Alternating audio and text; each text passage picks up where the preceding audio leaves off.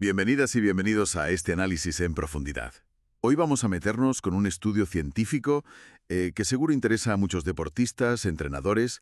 Se titula Acute Effects of Dynamic and Ballistic Stretching on Flexibility, a Systematic Review and Meta-Analysis. Es bastante reciente, publicado en 2025 en el Journal of Sports Science and Medicine. El volumen 24, páginas 463 a 474. Los autores son Shingo Matsuo y, un equipo de colaboradores de Japón. Y la misión hoy es desgranar qué nos dice esta investigación sobre si los estiramientos dinámicos y los balísticos mejoran la flexibilidad al momento. O sea, ¿funcionan como pensamos para calentar? Vamos a verlo. Exacto. Y es importante, primero, diferenciar bien. El estudio distingue el estiramiento dinámico, el DS, que son movimientos controlados, sabes, en el rango activo de la articulación. Vale. Del balístico, el BLS, que usa movimientos más rápidos, a veces como con rebotes y con menos control, aunque muchas veces se mezclan, ¿eh? Sí, se suelen meter en el mismo saco. Eso es. Y ambos se usan muchísimo en los calentamientos, claro. Y lo, digamos, potente de este trabajo es que es una revisión sistemática y además con metaanálisis. O sea, no es un estudio suelto. Claro. Agrupa y analiza estadísticamente los resultados de 17 estudios. 17. Todos ensayos controlados, aleatorizados, que es como el estándar de oro en investigación. Ostras, 17 estudios. Menudo trabajo. Sí, sí. Y esto nos da una imagen mucho más fiable, más robusta, sobre los efectos justo después de hacerlos, los efectos agudos, en personas sanas. Combina la fuerza de muchos, digamos. Vale, entonces han juntado toda esa información de 17 estudios. ¿Y qué? ¿Cuál es el veredicto? ¿Sirven o no sirven estos estiramientos para ganar flexibilidad al instante? Pues mira, la respuesta corta es que sí, pero con matices importantes. El análisis principal, el global, encontró que sí, que hay un aumento de la flexibilidad justo después de hacerlos. Y es estadísticamente significativo. Ajá. Pero, y aquí viene el matiz, la magnitud de ese aumento es pequeña. El tamaño del efecto que calcularon fue de 0,372. Y eso, en estadística, se considera un efecto pequeño. Pequeño. Eso sí que es interesante, porque uno siempre piensa que moverse así antes de entrenar te da un subidón de flexibilidad inmediato. Y si vamos al detalle, ¿hubo diferencias entre hacerlos de forma controlada, dinámica o más a lo bestia, balístico, con rebote? No sé, uno pensaría que el balístico, al ser más intenso, quizás marque más la diferencia, ¿no? No, pues mira, esa es una de las sorpresas o de los puntos clave del estudio. Hicieron análisis de subgrupos justo para ver eso. Vale. Y resulta que no encontraron ninguna diferencia que fuera estadísticamente significativa.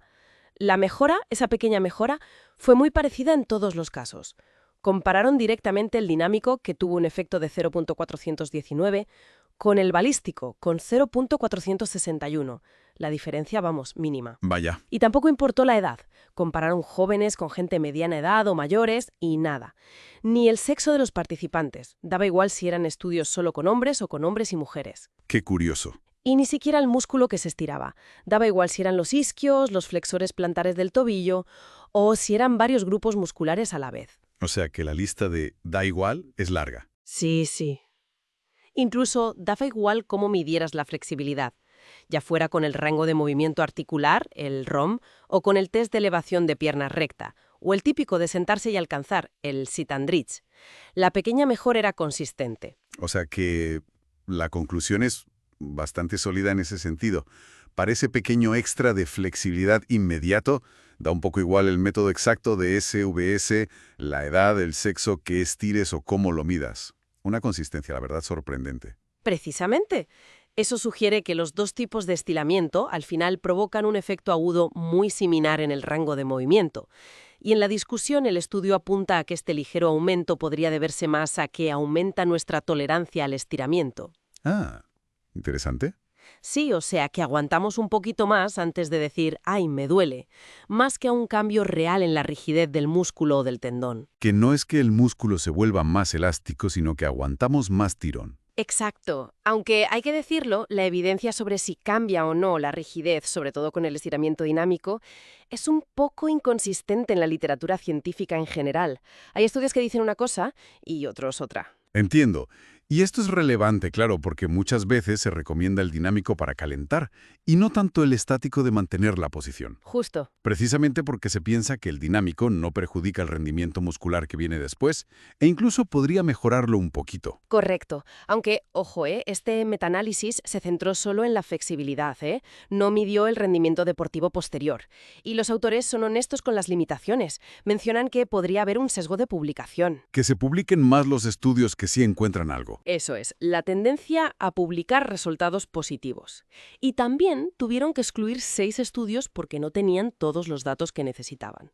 Pero bueno, a pesar de eso, la conclusión principal sobre el efecto pequeño pero consistente se mantuvo. Vale. Pues resumiendo mucho, este metaanálisis de Matsuo y compañía nos dice que, sí, que estirar dinámico o balístico aumenta la flexibilidad al momento, pero que el efecto es pequeñito. Y además es bastante constante, da un poco igual cómo, quién o qué se estire. Exacto. Y esto nos deja una reflexión final interesante que el propio estudio plantea un poco de refilón. A ver.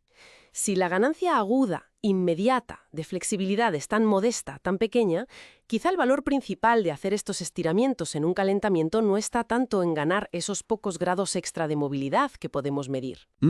Entonces, ¿dónde estaría? Pues quizá en otros efectos. A lo mejor preparan el sistema neuromuscular de otras formas que van más allá de la simple flexibilidad medida con un goniómetro.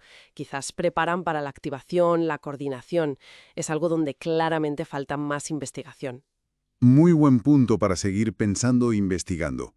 Para quienes quieran profundizar más en la metodología, ver todos los datos, los análisis, recomendamos buscar el artículo original. Se llama Acute Effects of Dynamic and Ballistic Stretching on Flexibility de Shingo Masuo y colaboradores en el Journal of Sports Science and Medicine de 2025. Y bueno, recuerden seguir nuestro canal y activar las notificaciones para no perderse otros análisis detallados como el de hoy. Hasta la próxima.